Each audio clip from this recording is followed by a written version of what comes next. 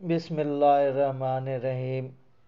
نبی پاک صلی اللہ علیہ وسلم کے شجرہ مبارک، تاریخی حقائق اور قصہ کے حوالے سے بات کر رہے ہیں۔ دوستو، سب سے پہلے تو میں اللہ تعالیٰ سے دعا کرتا ہوں کہ اس میں کچھ مشکل الفاظ ہوتے ہیں، اس میں اگر کوئی کمی بیشی ہو جائے تو اللہ تعالیٰ مجھے معاف کرے۔ دوسرا، آپ لوگوں سے بھی درخواست ہے کہ اگر کوئی تلفظ میں غلطی ہو جائے تو اسے اگنور کر دیا کریں، کیونکہ یہ کافی مشکل لفظ ہیں اور عربوں کے نام ہیں، اس وجہ سے تلفظ میں تھوڑی بہت غلطی ممکن ہے۔ دوستو، یہ تاریخی واقعات ہیں اور بزرگوں کی کتابوں کا نچوڑ ہے، تو جب تک آپ پوری ویڈیو نہیں سنیں گے تو آپ کو اس کی سمجھ نہیں آ سکتی۔ اگر انٹرٹینمنٹ کے لیے اس کو سنتے ہیں تو پھر ٹک ٹاک اور بہت سے میڈیا موجود ہیں، پھر آپ ادھر اپنا ٹائم ضائع نہ کیا کریں۔ اگر کچھ حاصل کرنا چاہتے ہیں تو پھر اس کوشش میں میرے ساتھ شامل ہوں، اور اللہ تعالیٰ ہمیں اس پر عمل کرنے کی توفیق عطا فرمائے، آمین۔ دوستو، قریش میں بیت اللہ کی بہت زیادہ عظمت تھی۔ بیت اللہ کے چاروں طرف مکانات بنانے سے پہلے قریش بیت اللہ کی بہت عظمت کرتے تھے اور احترام کی وجہ سے اس میں رات بسر نہیں کرتے تھے، یہاں تک کہ جب کسی شخص کو قضائے حاجت کی ضرورت ہوتی تو وہ حرم کے دودھ سے باہر حل میں جایا کرتا تھا۔ ایک روایت ہے کہ نبی کریم صلی اللہ علیہ وسلم مکہ میں تھے تو قضائے حاجت کے لیے مکے سے 2 فرسخ کے فاصلے پر محمص کے مقام پر تشریف لے جایا کرتے تھے۔ جب قریش نے حرم میں مکانات تعمیر کیے تو حرم کے جو درخت ان کے مکانات میں آ گئے تھے، ان کو کاٹنے سے انہیں دہشت معلوم ہوئی۔ اس وقت مکے میں کانٹے دار درخت اور جھاڑیاں بہت زیادہ تھیں۔ قریش نے اس وقت کو قصا کے سامنے رکھا۔ قصا نے انہیں حکم دیا کہ ان درختوں کو کاٹ ڈالوں، مگر قریش اس سے بہت خوفزدہ ہوئے اور انہوں نے کہا، ہم اسے پسند نہیں کرتے کہ لوگ ہمیں یہ طعنہ دیں ہم نے حرم کی توہین کی۔ قصا نے جواب دیا کہ تم ان درختوں کو اپنے مکانات کی وجہ سے کاٹ رہے ہو، کسی فساد کی نیت سے نہیں کاٹ رہے ہو۔ جو شخص فساد کی نیت رکھے اس پر خدا کی لعنت ہو۔ اس کے بعد قصا نے خود اور اپنے مددگاروں کے ذریعے درخت کاٹ ڈالے۔ سہیلی نے واقدی سے روایت کیا ہے کہ صحیح یہ ہے کہ جب قریش نے مکانات بنانے کا ارادہ کیا تو انہوں نے قصا سے کہا کہ حرم کے درختوں کے ہوتے ہوئے ہم کیسے تعمیر کریں۔ قصا نے لوگوں کو درختوں کے کاٹنے سے روکا اور انجام اور سزا سے انہیں ڈرایا۔ اس لیے جب ان میں سے کوئی تعمیر شروع کرتا تو درختوں کے چاروں طرف بنیاد کھودتا تھا تاکہ درخت مکان کے اندر آ جائیں۔ وہ پہلے آدمی جنہوں نے مکان کے لیے حرم کے درخت کاٹنے کے سلسلے میں نرمی اختیار کی عبداللہ بن زبیر ہیں، جبکہ انہوں نے قیاقان میں مکان بنائے، مگر انہوں نے بھی ہر درخت کاٹنے کے بدلے میں ایک گائے قربان کی۔ ان دونوں روایتوں کے درمیان موافقت قابل غور ہے۔ قصا نے قریش کے لوگوں کو مکے میں لا کر بسایا، جیسا کہ بیان ہو چکا ہے۔ اس نے قبیلہ قریش کو 12 قبیلوں میں تقسیم کر دیا تھا اور مکے کے نواح میں انہیں پہاڑی اور میدانی علاقوں میں بسایا تھا۔ اسی لیے پہاڑی حصے میں رہنے والے قریش کو قریش بطحا اور میدانی حصے میں رہنے والوں کو قریش ظواہر کہا جاتا تھا۔ قریش بطحا قریش ظواہر کے مقابلے میں اشرف سمجھے جاتے تھے۔ بنی ہاشم یعنی رسول اللہ صلی اللہ علیہ وسلم کا خاندان قریش بطحا میں سے تھے۔ اس بات کی طرف صاحب اصل نے حضرت صلی اللہ علیہ وسلم کی شان میں لکھی گئی اپنی نعت میں اشارہ کیا ہے۔ آپ بنی ہاشم ابن عبد المناف میں سے ہیں، اور بنی ہاشم جو 2 سخا کا سمندر ہیں، یہ قریش بطحا میں سے ہیں اور ان کی فضیلت کو لوگ بغیر کسی شک و شبہ کے جانتے ہیں۔ بعض مورخین کی رائے ہے کہ بنی کنانہ میں کسا پہلا آدمی ہے جسے سرداری حاصل ہوئی۔ جب حج کا موسم آیا تو اس نے قریش سے کہا، حج کا موسم آ گیا اور جو کچھ تم نے کیا ہے عرب اس کو سن چکے ہیں، یعنی تم نے جو حرم کے اندر مکانات تعمیر کر لیے ہیں وہ تمہاری تعظیم کرتے ہیں۔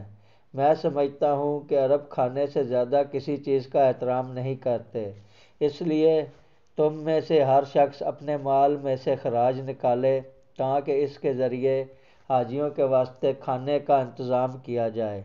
چنانچہ قریش نے ایسا ہی کیا اور اس طرح بہت سا روپیہ اکٹھا ہو گیا۔ جب حج کا سیزن شروع ہوا تو کسا نے مکے کے راستوں پر ہر راستے پر اونٹ ذبح کرائے۔ اس طرح خاص مکے میں بھی اونٹ ذبح کرائے، شرید اور گوشت تیار کرایا اور حاجیوں کو میٹھا پانی اور دودھ پلوایا۔ کسا پہلا آدمی ہے جس نے مزدلفہ میں آگ جلائی تاکہ لوگ اس کو روانگی کی رات میں عرفات سے دیکھ لیں۔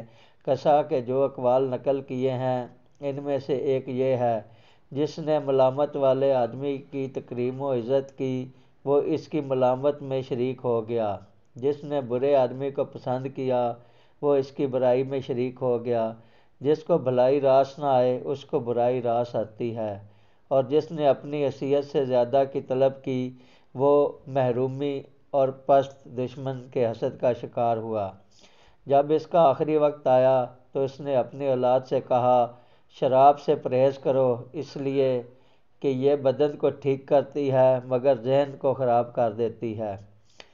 کسا مکہ کا تمام شرف و اعزاز حاصل کرنے میں کامیاب ہو گیا تھا، چنانچہ منصب سقایا، منصب رفادہ، منصب حجابہ، دار الندوہ، منصب لواء، جنگوں میں جھنڈا اٹھانے کا منصب، بقیہ تمام مناصب کی تفصیل و تشریح آگے آ رہی ہے، اور منصب قیادت تمام مناصب اسی کے قبضے میں آ چکے تھے۔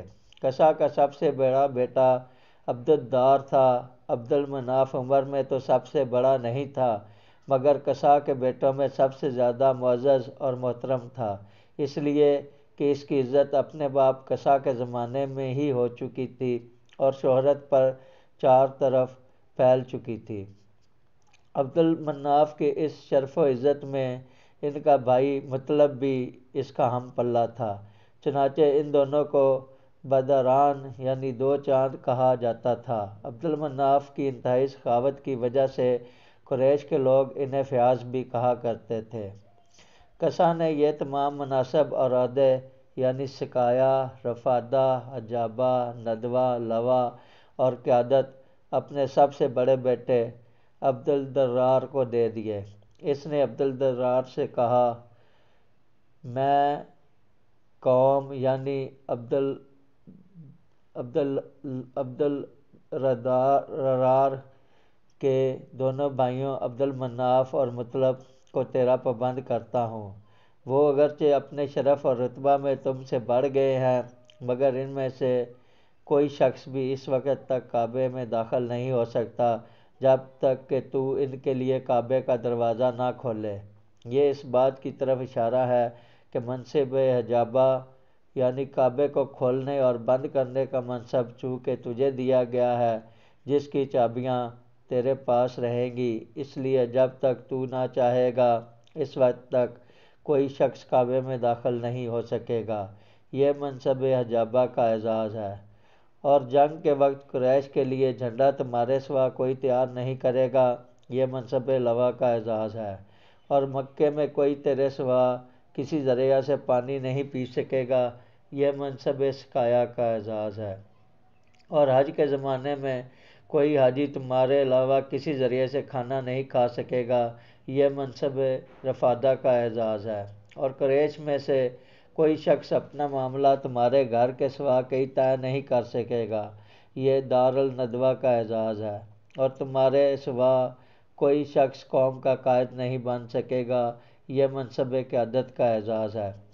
اس کے بعد جب عبدالرار اور اس کا بھائی عبد المناف مر گئے تو عبد المناف کی اولاد نے ارادہ کیا کہ اپنے چچا عبد الررار کی اولاد سے یہ سارے منصب چھین لیے جائیں۔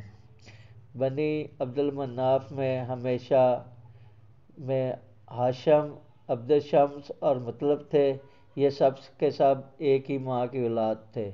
ان کی ماں یعنی عبد المناف کی بیوی عتیقہ بنت مرہ تھی۔ ان کا ایک بھائی نوفل تھا جس کی ماں یعنی عبد المناف کی دوسری بیوی واقدہ بنت حرمل تھی۔ بنی عبد مناف نے بنی عبد الررار سے یہ تمام مناصب چھیننے کا ارادہ کر کے ان سے جنگ کرنے کا فیصلہ کیا۔ بنی عبد المناف نے خوشبو سے بھرا ہوا ایک پیالہ نکالا اور اسے اپنے حامیوں کے لیے حرم میں باب کعبہ کے پاس رکھ دیا۔ پھر سب نے اپنے ہاتھ اس پیالہ میں ڈبوئے اور انہوں نے ان کے حلیفوں اور حامیوں نے ایک دوسرے کی مدد کا حلف اٹھایا۔ پھر معاہدہ کو مزید پختہ کرنے کے لیے سب نے کعبہ کو اپنے ہاتھوں سے چھوا۔ ان لوگوں کا نام متبین پڑا۔ یہ پیالہ ام حکیم بیضہ بنت عبد المطلب نے نکالا تھا جو رسول اللہ صلی اللہ علیہ وسلم کی پھوپھی تھیں اور حضرت صلی اللہ علیہ وسلم کے والد عبداللہ کی جڑواں بہن تھیں۔ انہوں نے وہ پیالہ حجر اسود پر رکھ کر کہا، جو شخص یہ خوشبو لگائے گا وہ ہم میں سے ہے۔ چنانچہ بنی عبد المناف کے ساتھ ان کے حلیفوں بنی زہرہ، بنی اسد ابن عبد العزا، بنی تمیم ابن مرہ اور بنی حرس ابن فہر نے بھی اس سے خوشبو لگائی۔ چنانچہ متبین میں قریش کے 5 قبیلے تھے۔ اس طرح بنی عبد الررار نے بھی اپنے حلیفوں کے ساتھ معاہدہ کیا۔ ان کے حلیفوں میں بنی مخزوم، بنی سہم، بنی جمحہ اور بنی عدا ابن کعب تھے، جنہوں نے حلف لیا کہ ہم ایک دوسرے کا ساتھ نہیں چھوڑیں گے اور ایک دوسرے سے غافل نہیں ہوں گے۔ ان کا لقب ابن حلف کی وجہ سے احلاف پڑا۔ انہوں نے خون سے بھرا ہوا ایک پیالہ رکھا جو ان کے کاٹے ہوئے اونٹوں کا خون تھا۔ پھر انہوں نے کہا، جو شخص اس خون میں ہاتھ ڈال کر چاٹے گا وہ ہم میں سے ہے۔ چنانچہ سب لوگ اس میں ہاتھ ڈالتے اور پھر اسے چاٹتے۔ ان کا لقب لقۃ العدم پڑا۔ ایک روایت ہے کہ جنہوں نے خون چاٹا اور لقۃ العدم کہلائے وہ خاص طور پر بنی عدی ہیں۔ پھر ان میں سے اس بات پر صلح ہو گئی کہ منصب سقایا، منصب رفادہ اور منصب قیادہ بنی عبد المناف لے لیں اور منصب حجابہ اور منصب لواء بنی عبد الررار کے پاس رہے، جبکہ دار الندوہ ان دونوں قبیلوں کے درمیان مشترک رہے۔ اس پر ان دونوں نے حلف اٹھایا۔ یہ بات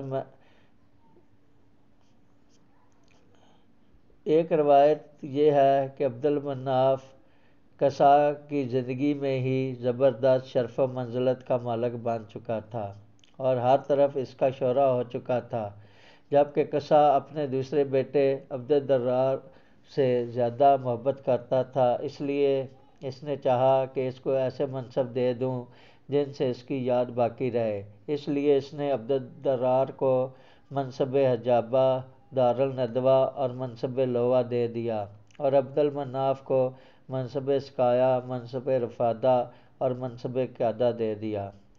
عبد الررار نے اپنے آخری وقت میں اپنے منصبوں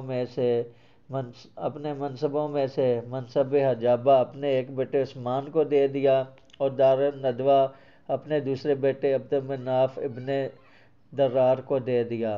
یہ عبد المناف دوسرے ہیں جو عبد الررار کے بیٹے ہیں، یعنی چچا اور بھتیجے کا نام ایک ہی تھا۔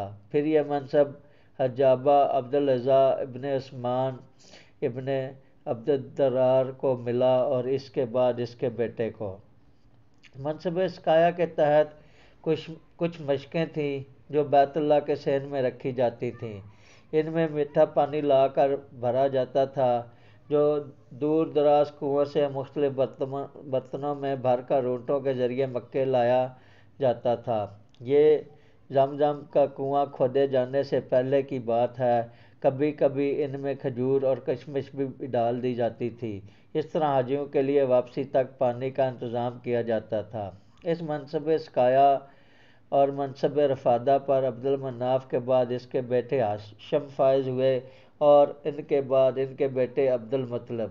عبدالمطلب نہایت ہی باعزت اور فیاض تھے اور لوگ ان کا حکم مانتے تھے۔ قریش کے لوگ ان کی سخاوت کی وجہ سے انہیں فیاض کہنے لگے تھے۔ جب عبدالمطلب بڑے ہو گئے تو یہ منصب سقایا اور منصب رفادہ ان کو مل گئے۔